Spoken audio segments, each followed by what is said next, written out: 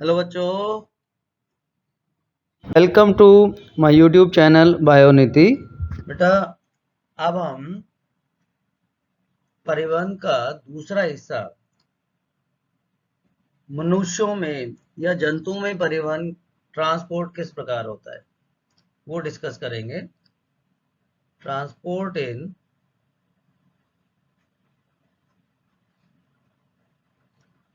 Humans.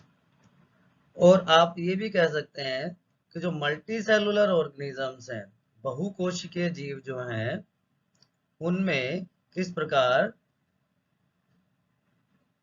परिवहन होता है। लेकिन उससे पहले मैं आपसे एक क्वेश्चन पूछूंगा। जो पिछले वीडियो में मैंने आपको कहा था कि आपको बताना है कि जाइलम और फ्लोएम में लिविंग पार्ट कौन सा होता है। चार तरह के स्ट्रक्चर्स होती हैं जाइलम में और चार तरह की फ्लोएम में। तो इसमें से सजीव या लिविंग पार्ट कौन सा है, ये मैंने आपसे पूछा था। तो बेटा, जाइलम में सिर्फ एक ही लिविंग पार्ट होता है, जाइलम पैरेन्काइमा। सिर्फ जाइलम पैरेन्काइमा लिविंग होता है, बाकी तीनों हिस्से नॉन लिविंग होते हैं। और फ्लोएम में उल्टा होता है। फ्लोएम में सिर्फ जो फ्लोएम फाइबर है वो डेड होता है, बाकी सारे लिविंग होते हैं। चाहे हम बात करें सिव ट्यूब की, कंपेनियन सेल की, या फ्लोएम पैरेन्काइमा की, ये तीनों लिविंग पार्ट होते हैं, जबकि फ्लोएम फाइबर्स नॉन लिविंग। और इसका उल्टा, जाइलम में सिर्फ जाइलम पैरेन्काइमा लिविंग है, बाकी सारे नॉन लिविंग है। चलिए, ये तो बात हो गई प्लांट्स की। अब हम बात करते हैं जंतुओं में परिवहन की। तो जो उच्च श्रेणी के जंतु हैं, जो हायर ऑर्गेनिजम्स हैं, उनमें स्पेशलाइज्ड सिस्टम होता है जिसको परिवहन या परिसंचरण तंत्र कहते हैं, जो ऑक्सीजन को, जो दूसरे उपयोगी चीजें हैं, हॉर्मोन्स हैं, उनको शरीर के एक हिस्से से दूसरे हिस्से में ले जाने का कार्य करता है। और मनुष्य में अगर परिवहन तंत्र की बात करें तो मनुष्य का परिवहन तंत्र तीन चीजों से मिलकर बना होता है: रक्त, हृदय और रक्त वाहिनियां। इसके अलावा लसिकाएं भी होती हैं जो इंपॉर्टेंट रोल प्ले करती हैं। बट जो परिवहन तंत्र है मुख्यतः इन तीन चीजों से मिलकर बना होता है: रक्त, हृदय और रक्त वाहिनियां। ये तीनों अवयव मिलकर परिसंचरण तंत्र या रक्त परिवहन तंत्र का निर्माण करते हैं। और जैसा कि मैं आपको अभी बता रहा था, इसका अतिरिक्त लिम्फेटिक सिस्टम, लसिका तंत्र भी मनुष्यों में पाया जाता है, हायर ऑर्गेनिजम्स में पाया जाता है। तो तीनों हिस्सों का एक एक करके हम अध्ययन करेंगे। तो पहला जो हिस्सा है रक्त, या जिसको हम ब्लड कहते हैं, ब्लड का पीएच मान लगभग 7.4 होता है। हम ये कह सकते हैं कि ये न्यूट्रल की तरफ होता है। लगभग न्यूट्रल 7 होता है, उससे थोड़ा सा ऊपर की तरफ होता है। और इसे तरल संयोजी ऊतक, फ्लूइड कनेक्टिव टिश्यू कहा जाता है। फ्लूइड कनेक्टिव टिश्यू या संयोजी तरल ऊतक। अब रक्त के दो हिस्से होते हैं: प्लाज्मा, जो लगभग 55% बनाता है, और रक्त कणिकाएं, ब्लड कार्पसल, जो लगभग 45% बनाती है। प्लाज्मा हल्के पीले रंग का एक चिपचिपा द्रव होता है, और इसमें एक वर्णक पाया जाता है, बिलिरुबिन। ये बिलिरुबिन नहीं है, बिलिरुबिन है, जिसके कारण इसका रंग पीला हो जाता है। तो अगर हम प्लाज्मा की कंपोजिशन की बात करें, संरचना की बात करें, तो उसमें प्लाज्मा में, मैं यहां इसलिए लिख रहा हूं कि सारी चीजें एक साथ आपको समझ आ जाएंगी।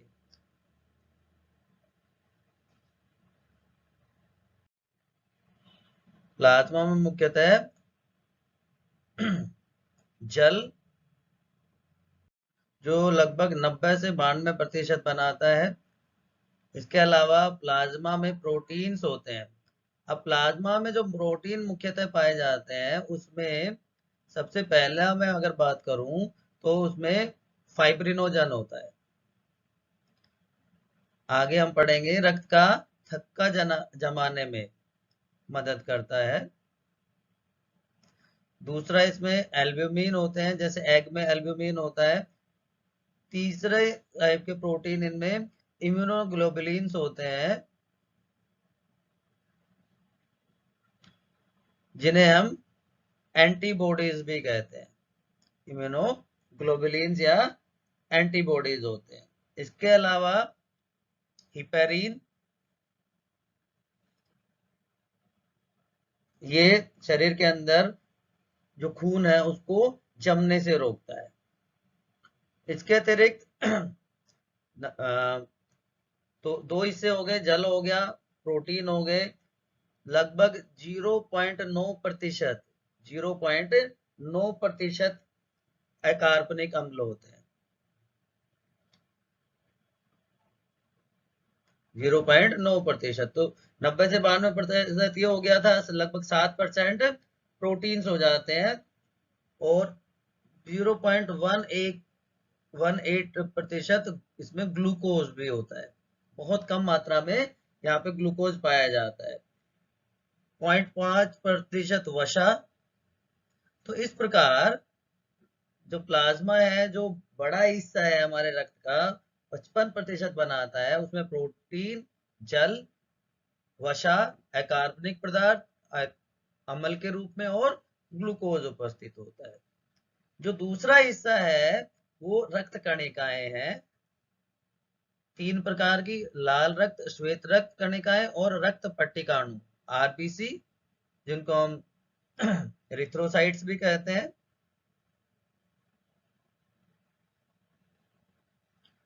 ल्यूकोसाइट्स मतलब श्वेत रक्त कणिकाएं और ब्लड प्लेटलेट्स या थ्रोम्बोसाइट्स। मैं आपको इंग्लिश इसलिए साथ में बता रहा हूं कि आगे जाकर जब हायर स्टडीज करें आप, तो उसमें आपको किसी भी प्रकार की कोई दिक्कत ना आए।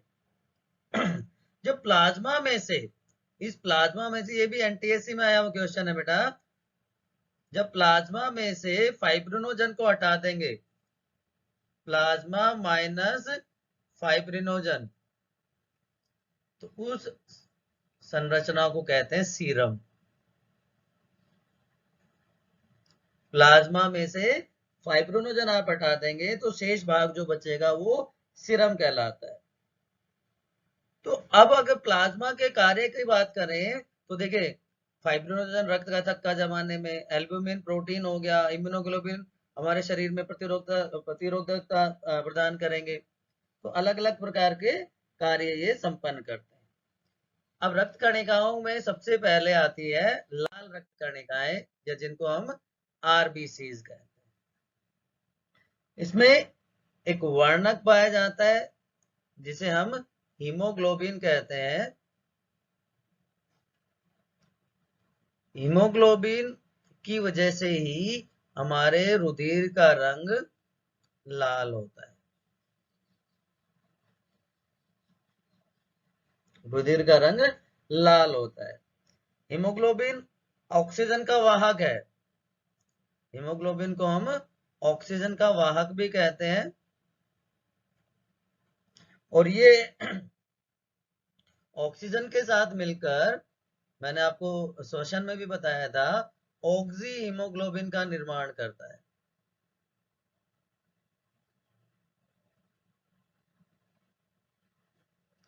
Oxygen plus haemoglobin. और शरीर में जिस भी कोशिका में, जिस भी ऊतक में ऑक्सीजन की आवश्यकता होती है, वहां पे जाके टूट जाता है दो हिस्सों में, और ऑक्सीजन और हीमोग्लोबिन में दोबारा से हीमोग्लोबिन फिर से ऑक्सीजन के साथ मिल जाएगा और ऑक्सीजन उस कोशिका या ऊतक तक पहुंच जाती है। ठीक है। अब जो रक्त है, हमारा जो रुधिर है, इसका इसमें जो आरबीसीज हैं, इनका जो जीवन काल है, लाइफ स्पेन है, वो लगभग 120 दिन का होता है।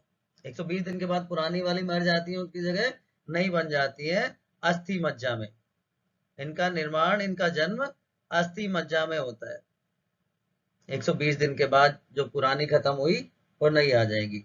इनकी संख्या बहुत ज्यादा होती है। अगर हम संख्या की बात करें तो पुरुषों में थोड़ी सी ज्यादा होती है महिलाओं के बजाय। पुरुषों में लगभग 5 लाख एक घन मीटर में होती है, घन मिलीमीटर में, सॉरी। जबकि महिलाओं में ये नंबर थोड़ा सा कम होता है, 4.5 लाख के आसपास होता है एक घन मिलीमीटर में। और ब्लड बैंक में जो हमारा रुधिर है, जो हमारा रक्त है, उसको सोडियम नाइट्रेट में रखा जाता है, NaNO3, सोडियम नाइट्रेट में, जिससे ये जमे ना। 40 डिग्री फ़ारेनहाइट पर इसको रखा जाता है। तो आपको 4 चीजें मुख्य रूप से याद रखनी है आरबीसी में। वर्णक हीमोग्लोबिन, जिसकी वजह से रक्त का रंग लाल। ऑक्सीजन का वाहक, ऑक्सीजन के ट्रांसपोर्ट में मदद करता है। जीवन काल 120 दिन और अस्थि मज्जा में इसका निर्माण होता है। और संख्या महिलाओं में 4.5 लाख और पुरुषों में 5 लाख के आसपास होती है। दूसरे प्रकार की रक्त कणिकाएं हैं WBC या श्वेत रक्त कणिकाएं। WBC या श्वेत रक्त कणिकाएं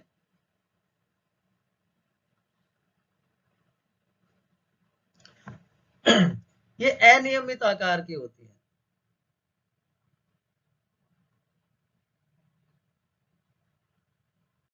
एक बात आपको बताना रहेगी, लाल रक्त कणिकाओं में, लाल रक्त कणिकाओं का जो आकार है वो लगभग इस प्रकार का होता है, लेकिन इसमें केंद्रक नहीं पाए जाते। जो वयस्क लाल रक्त कणिका होती है उसमें केंद्रक नहीं पाया जाता, आपको ध्यान रखना है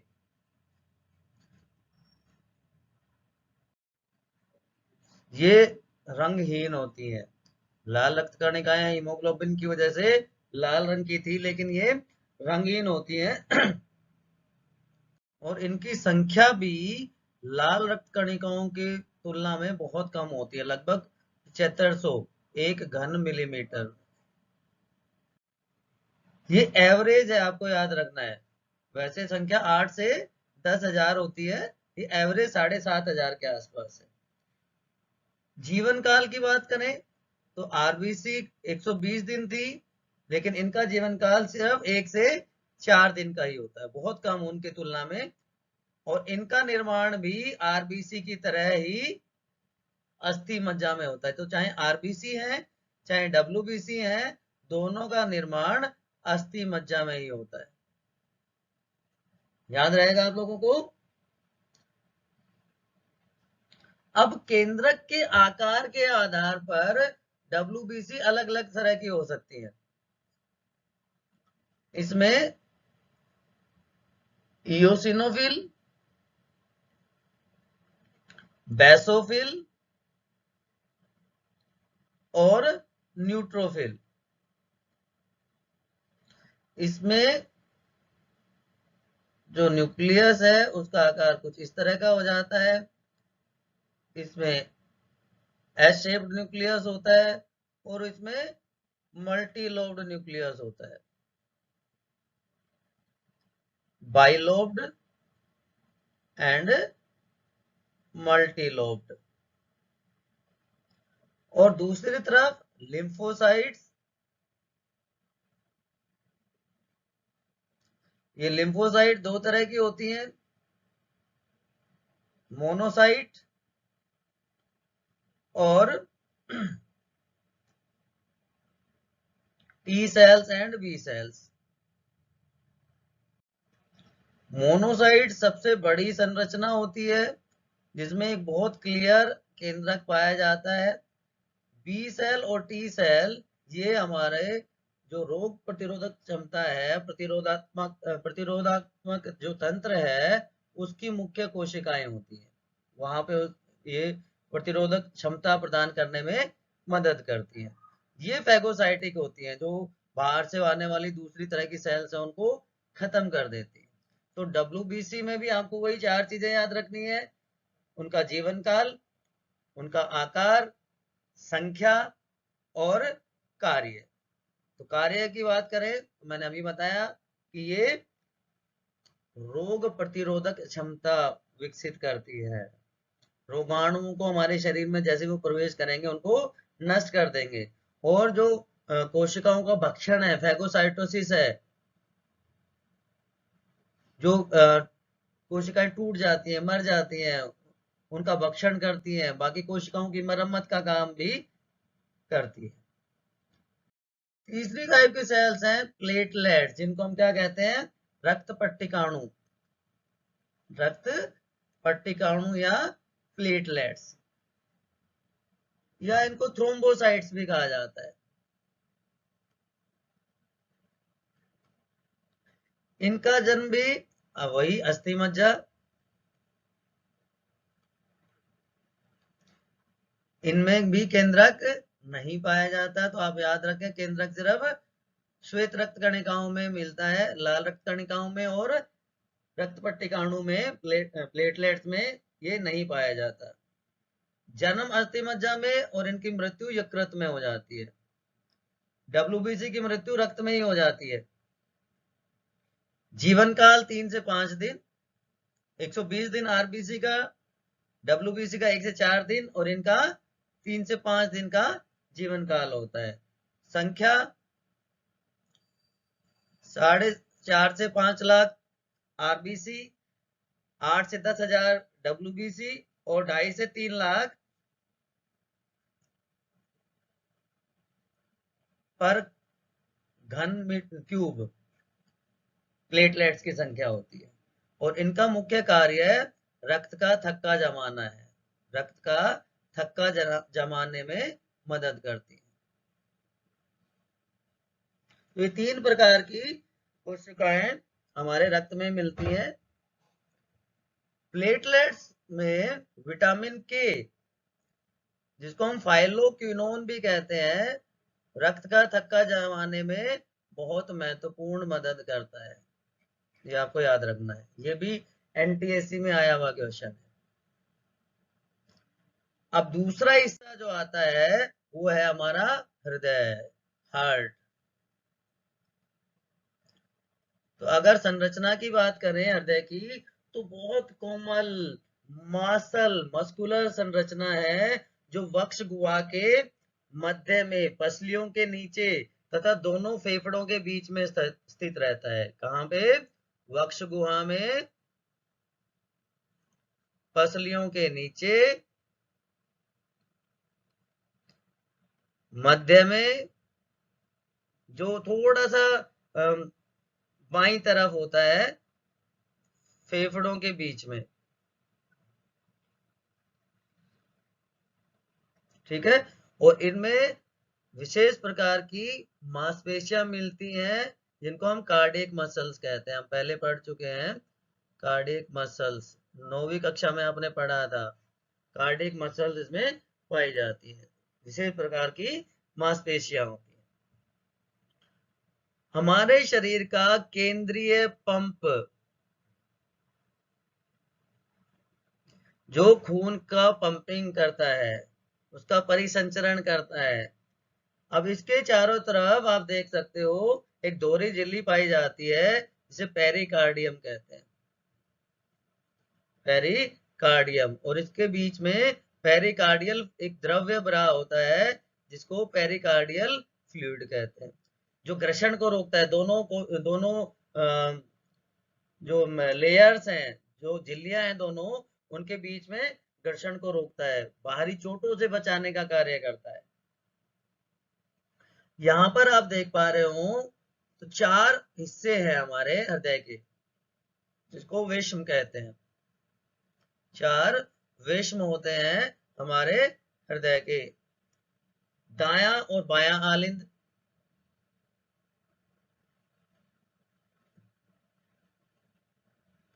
ये आलिंद हो गए, और दायां और बायां निलय। तो 4 चैम्बर्ड, 4 विषमीय, 4 कोशिकीय हृदय मनुष्यों में पाया जाता है। ठीक है। अब अगर इसका आंतरिक संरचना देखें, आंतरिक संरचना में जो दायां और बायां आलिंद है वो उनके बीच के जो के भाग को क्या कहते हैं? सेप्टम कहते हैं। उसके बीच इंटर ऑरिक्यूलर सेप्टम कहते हैं। इसी तरह या अंतरा आलिंद भित्ति आप कह सकते हैं, अंतरा आलिंद भित्ति। इसी तरह अंतरा निलय भित्ति, यहाँ पे निलय के बीच में अंतरा निलय भित्ति पाई जाती है। ये एनसीईआरटी में दिया हुआ डायग्राम है। जो दायां आलिंद है ये महाशिरा से रक्त प्राप्त करता है, जबकि बायां आलिंद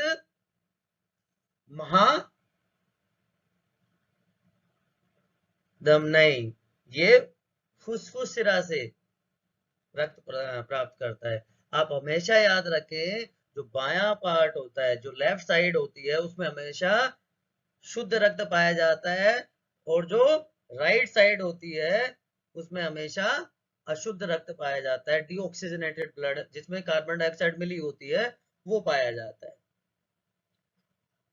लेफ्ट साइड में जो वाल्व होता है, जो कपाट होता है, उसको द्विदलीय कहते हैं। द्विदलीय कपाट होता है, बाइकास्पिड वाल्व होता है, और राइट साइड में त्रितलीय ट्राइकास्पिड वाल्व होता है। ये जो वाल्व होते हैं ये रक्त के उल्टे प्रवाह को रोकते हैं। कस्पिड, ट्राइकस्पिड, ये रक्त के उल्टे प्रवाह को रोकते हैं, बैक फ्लो ऑफ ब्लड। अब अगर हम हृदय की क्रियाविधि की बात करें, कैसे काम करता है हृदय, देखिए हृदय का मेन काम क्या है, मुख्य कार्य क्या है हृदय का? शुद्ध रक्त को शरीर के सभी हिस्सों में पहुंचाना, शुद्ध रक्त को शरीर में पहुंचाना, शरीर के भागों में पहुंचाना, ये इसका मुख्य कार्य हो गया। सबको समझ में आ गई बात? और अशुद्ध रक्त को शरीर के विभिन्न हिस्सों से निकालकर और फेफड़ों तक लेके जाना। अशुद्ध रक्त को फेफड़ों तक पहुंचाना, ये मुख्य कार्य है हमारे हृदय का। इस प्रकार पूरे शरीर में परिसंचरण होता है। इसके लिए जो हृदय के वेश्म है वो बारी बारी से संकुचित होते हैं और स्थिर होते हैं। वेश्मों का संकुचन और स्थिलन होता है, कॉन्ट्रैक्शन और रिलैक्सेशन होता है। कॉन्ट्रैक्शन और रिलैक्सेशन हो जाता है। कॉन्ट्रैक्शन जो होता है उसको हम सिस्टोल कहते हैं, और स्थिलन को डायस्टोल कहा जाता है। तो सिस्टोल और डायस्टोल, और एक सिस्टोल एक डायस्टोल मिलकर एक हार्ट बीट बनाता है। एक सिस्टोल और एक डायस्टोल मिलकर हार्ट बीट कहलाता है, दिल की धड़कन कहलाता है। मनुष्य का हृदय कितनी बार धड़कता है एक मिनट में? 72 बार। वयस्क मनुष्य का हृदय एक मिनट में 72 बार धड़कता है। इसका मतलब एक धड़कन का समय है 0.8 सेकेंड। इसको हम हृदय चक्र कहते हैं। यह क्या कहलाता है? हृदय चक्र। हृदय चक्र की अवधि 0.8 सेकेंड। याद रहेगा सबको? सबको याद रहेगा? चलिए, बहुत अच्छी बात। अब यहां पे देखिए, मानव में परिसंचरण, फेफड़ों से ऑक्सीकृत रुधिर फुसफुसीय शिरा या धमनी द्वारा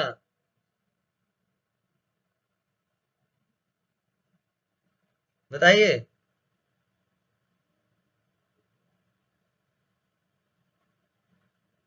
यस, ऑक्सीजनेटेड, ऑक्सीकृत, बायां आलिंद ग्रहण करता है। बाएं आलिंद से बाइकस्पिड वाल्व की मदद से, ये ऑक्सीकृत है बेटा, बाइकस्पिड वाल्व की मदद से ये बाएं निलय में जाता है और प्रमुख धमनी, महाधमनी इसको शरीर के विभिन्न अंगों तक पहुंचाने का कार्य करती है। ये सारा ऑक्सीकृत है, ऑक्सीजनेटेड है। अब शरीर के अंगों में जब जाएगी तो ऑक्सीजन तो यूज हो गई और वहां पे इसमें कार्बन डाइऑक्साइड मिल जाती है। अब ये कैसा आ जाता है, ऑक्सीजनीकृत। ये महाशिरा द्वारा इकट्ठा कर लिया जाता है और दाएं आलिंद में प्रवेश करता है। दाएं आलिंद से ये दाएं निलय में जाता है और वहां से फुसफुसीय धमनी द्वारा ये फेफड़ों तक पहुंचा दिया जाता है, जिससे इसका शुद्धिकरण हो सके। तो इस हिस्से में गंदा खून हम कह सकते हैं, अनऑक्सीकृत, और लेफ्ट साइड में ऑक्सीकृत रुधिर।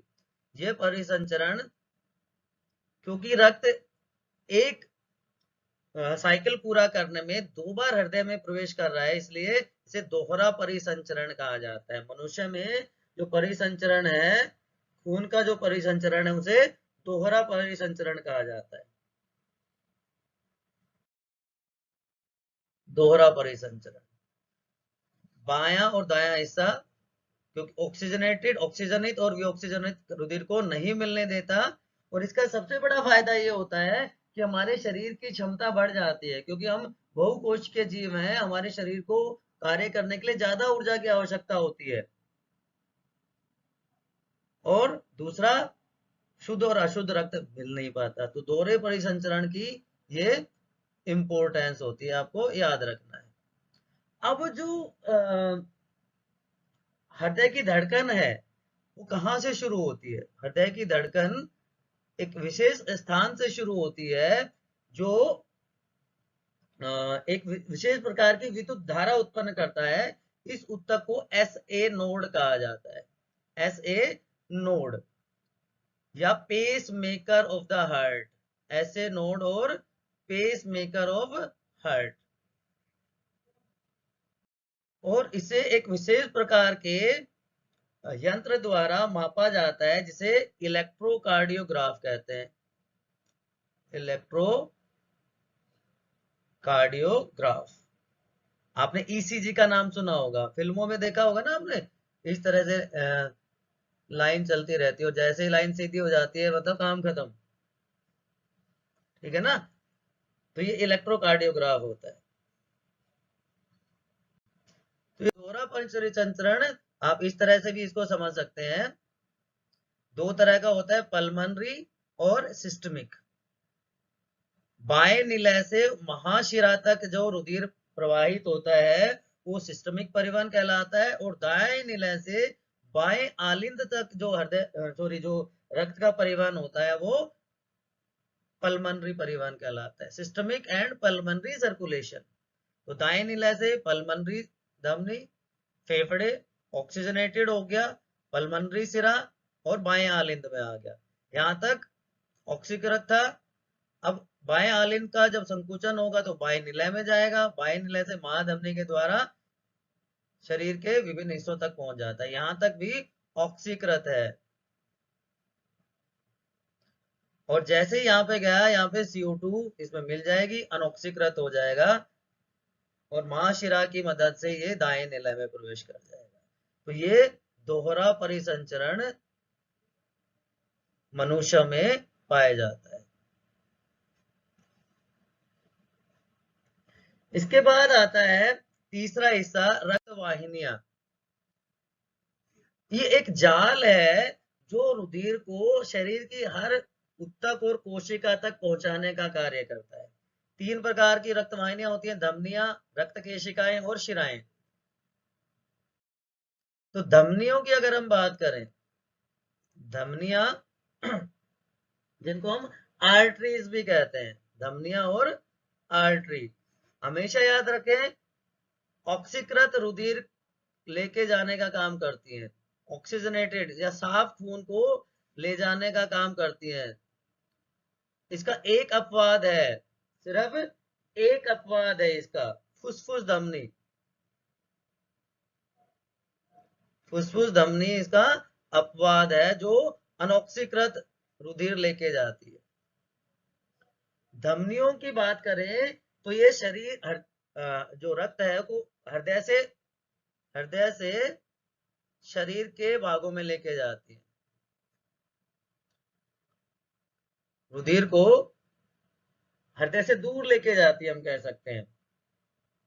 इनकी दीवारें जो होती हैं, जो वॉल्स होती हैं, वो मोटी होती हैं, लचीली होती हैं और कपाटहीन होता है, इनमें वाल्व नहीं पाए जाते, कपाटहीन होती है। अब धमनियां बटकर, ये मान लो एक धमनी है, इसमें इस तरह से ब्रांचिंग हो जाती है और वो धमनिकाएं बनाती है, धमनियों से धमनिकाएं बन जाती है और धमनियां अंगों के अंदर जाकर केशिकाओं में विभक्त हो जाती है या केशिकाएं बना देती है। दूसरा भाग जो होता है, जिनको हम क्या कहते हैं, धमनी और शिरा के बीच का जो हिस्सा है वो केशिकाएं होती है। धमनी और शिरा के बीच का हिस्सा केशिकाएं होती है। तो ये बहुत महीन नलिकाएं होती है, महीन नलिकाएं केशिकाएं कहलाती है। इनकी जो सतह है चपटी एपिथेलियम की बनी होती है, चपटी एपिथेलियम की इनकी सतह बनी होती है, बिल्कुल चपटी एपिथेलियम होती है। और ये केशिकाएं मिलकर शिरिकाएं बनाती हैं, शिरिकाएं, इनका जाल शिरिकाओं का निर्माण करती हैं और शिरिकाएं मिलकर शिराएं बनाती हैं। तो धमनियों से केशिकाएं, केशिकाओं से शिरिकाएं, शिरिकाएं से शिराओं का निर्माण होता है। और दूसरी तरफ है शिराएं। तो शिराओं की बात करें तो अशुद्ध रक्त को लेके जाती है शरीर से, शरीर के हिस्सों से हृदय की तरफ या फेफड़ों की तरफ। इसका भी एक अपवाद है, इसका भी एक अपवाद है, पल्मनरी शिरा, फुसफुस शिरा, जो ऑक्सीकृत रुधिर लेके जाती है। धमनियां थी, धमनिकाएं बनी,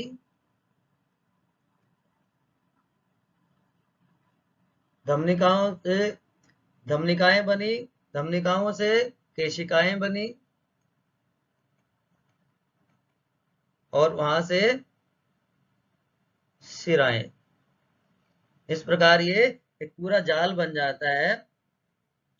और इनमें जो रक्त का प्रवाह है, इन सब में जो रक्त का प्रवाह है वो रक्त चाप कहलाता है, ब्लड प्रेशर जिसको हम कहते हैं, रक्तचाप या ब्लड प्रेशर ये कहलाता है। संकुचन सिस्टोल और स्थिलन डायस्टोल, और इसकी वैल्यू होती है 120/80 mm ऑफ Hg, मर्करी, ये इसकी यूनिट है, इसको मेजर किया जाता है mm ऑफ Hg में। तो रक्तचाप, महाधमनी और उनकी मुख्य शिराओं में रक्त प्रवाह का दबाव रक्तचाप कहलाता है और इसका काम रक्त पर दबाव बनाकर पूरे शरीर में परिसंचरण करना है। और यह दबाव जब नलियों के संकुचन से हो तो सिस्टोलिक प्रेशर और आलिंद में हो तो डायस्टोलिक प्रेशर। तो सिस्टोलिक और डायस्टोलिक प्रेशर दो प्रकार का प्रेशर यह बन जाता है। और इसको मापने के लिए एक यंत्र होता है, रक्त दाब को मापने का जो यंत्र है उसको स्फिग्मो मैनोमीटर कहा जाता है। स्फिग्मो मैनोमीटर वो यंत्र है जिसकी मदद से रक्तचाप को मापा जाता है। तो ये हमारे परिसंचरण तंत्र के विभिन्न हिस्से हो गए जिसकी मदद से हम इसका अध्ययन कर सकते हैं।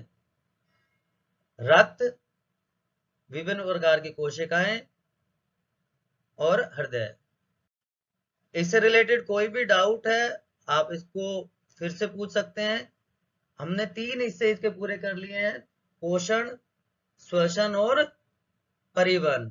आखिरी हिस्सा उत्सर्जन है जो हम अगले वीडियो में पूरा करेंगे।